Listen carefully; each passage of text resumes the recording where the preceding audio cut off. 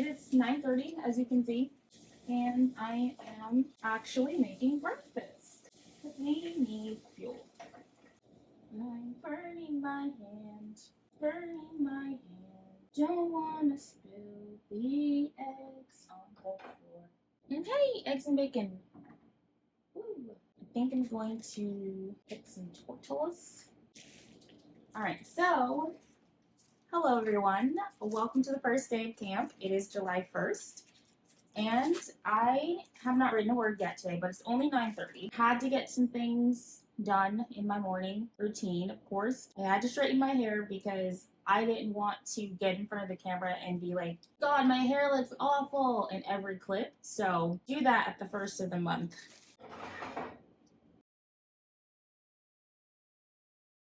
It took me so long to realize I was burning. Oh my God. I can still type. We're fine. It's fine. I didn't have much fingerprints left. I worked in a kitchen, so it's fine. I should run it under cold water, shouldn't I? Let's not burn the plastic. What a great way to start Camp Nanowrimo. I'm just gonna sit here for a while. Well, not for a while, because I'm gonna burn my tortilla.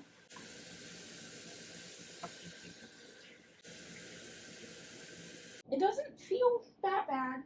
Breakfast is served. I burnt my fingertips. I'm gonna go sit down at my desk and we're going to eat breakfast and then we're gonna probably get started with the camp. Yay!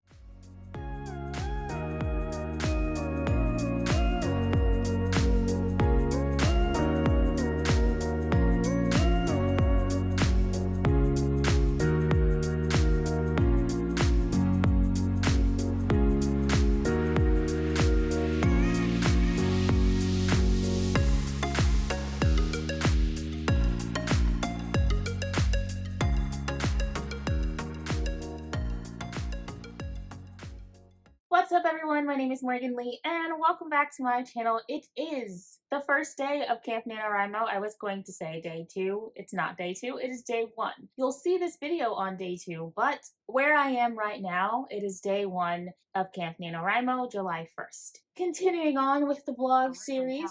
Oh my God, rude. We're continuing on with the vlog series for this month, and today I thought that I would talk to you about what my nano project is and a little bit about this little 8-part cozy fantasy series. Now, I don't know if I should pause the video, write it down, what I'm going to say, and then speak it, or if I should just speak it, because like I should be writing right now. Should be writing, but I'm recording this video. So anyway, the series I am working on now is an 8-part or an 8-book cozy fantasy series. It is adult.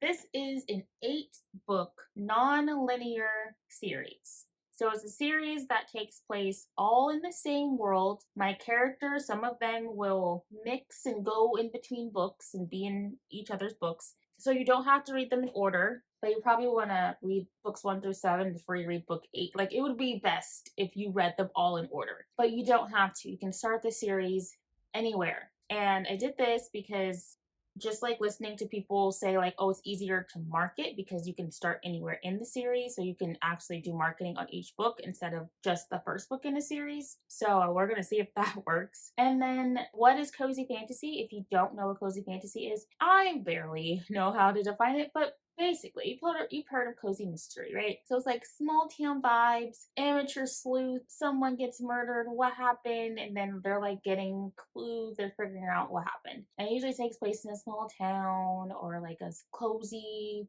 setting, and then like things happen. Sometimes there's romance, I think. So it's like taking those vibes and putting it into a fantasy setting.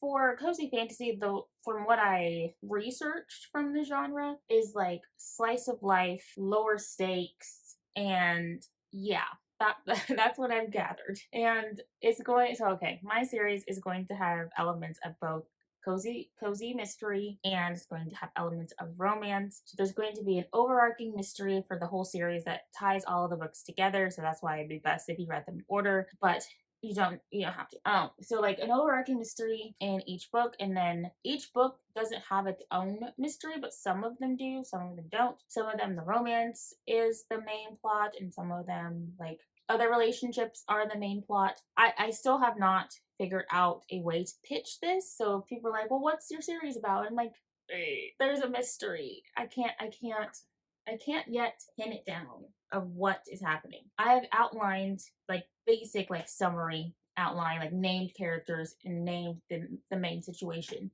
All 8 books. And I know how they're all going to connect together. But I'm bad at pitches. I don't know. It's a cozy fantasy. There's a lot of like fun creatures and everything. So let me just tell you what the books are about before I tell you what the series is about. Okay, so the books are going to feature different fantasy creatures, different characters, all in this same world. So I'm looking at my lovely Scrivener document. We'll just go through the story. And I don't know what order these books I'm going to release them in. I'm kind of just writing by the ones I'm most excited about. So the first book, the one I'm working on first, is The Library. It centers around a shapeshifter who is the caretaker. Well, actually, he's the protector of the most important library in the history of this world.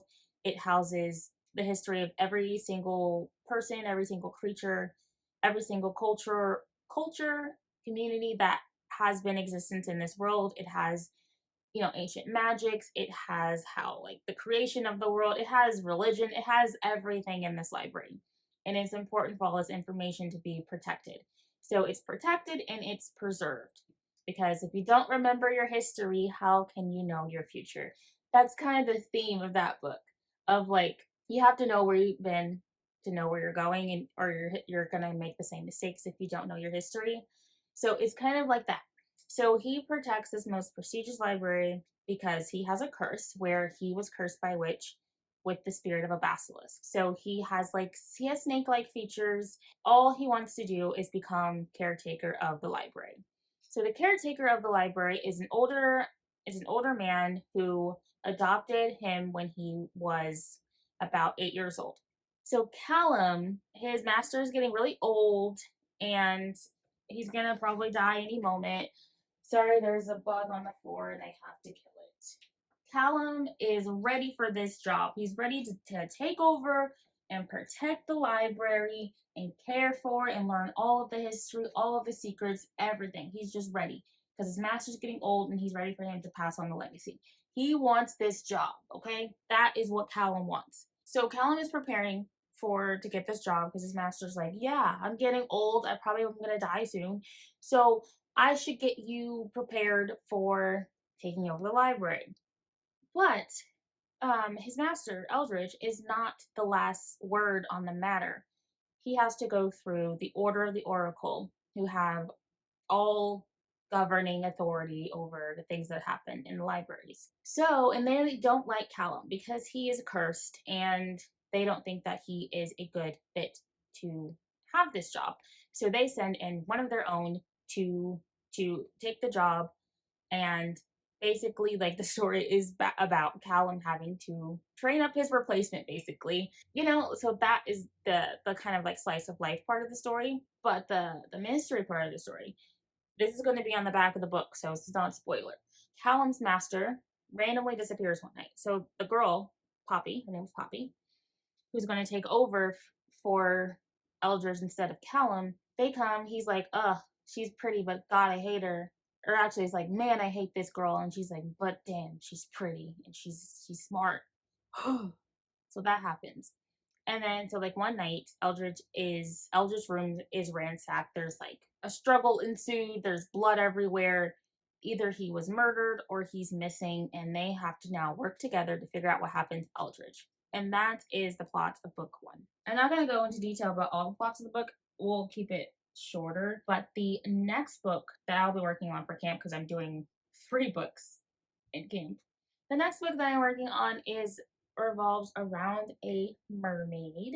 It's about mer people and their creature companions, and a pilgrimage to, well, this is kind of sad, to like lay your childhood creature companion to rest so that you can get new adult, like you can mature and you can grow into like and get new powers and stuff. So it's kind of like a sad premise, but it's gonna be fun. And then the next book that I'll be working on is about a centaur and his adopted human daughter. And I'm really excited for that one. Like I kind of want to skip to that one, if I'm honest. I do want to write Callum and Poppy, so I'll continue working on Callum and Poppy, but Keaton is Poppy's brother. Wrong character.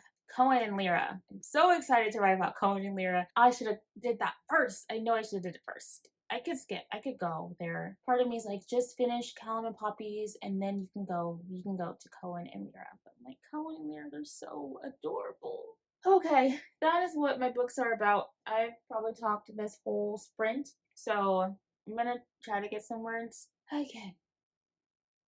Bye.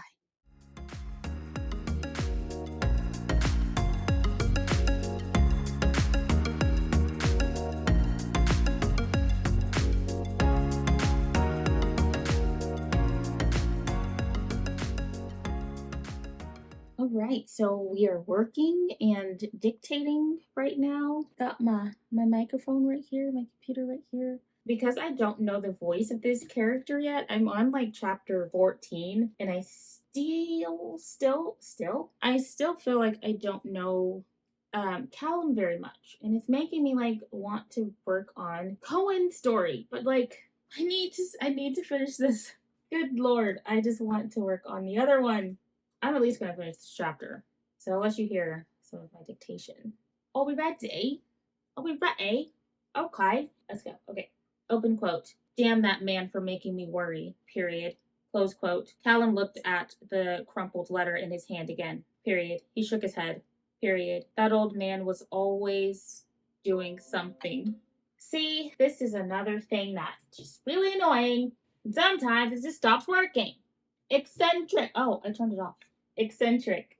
Period. He looked at Poppy, who still had a confused look on her face. Period. Open quote. Well, comma, if we don't do what he says, neither of us will hear the end of it. Period. Close quote. New line. Open quote. And because like I don't really know what I'm saying. Open quote. Okay, comma, close quote, said. So it's like 3:47. Made dinner kind of early, but I just wanted to actually do it, so I made ground beef that I will be making into enchiladas and rice later. So thumbs up for that. I'm only at like 1,090 words today, I think. Really shy of the 10K goal, but I set it up like this that I should, if I want to take weekends off, then I need to get 5,000 every day. My weekends are Sunday and Monday, so if I want to take those weekends off, I would need to hit 5,000 today, which I still can do. Hold please, I gotta go answer the work phone. You're still standing. Okay, yeah, so I made taco meat. Gonna let that cool before I put it in the refrigerator before I'm ready to use it again for the enchilada making step. I'll do that probably like at 5:30 because my husband gets home at 7, and I want to go ahead and get that done so it'll be ready when he gets home. Maybe I'll do it at 6. I'll do it at 6 so it's closer to the time when he wants to eat. I haven't really had like time. Well, I've had time, but I haven't sat down and actually wrote. I keep thinking about Cohen and Lyra, and I'm just like, do I follow my heart and start Cohen and Lyra's story? Maybe that's what I'll do.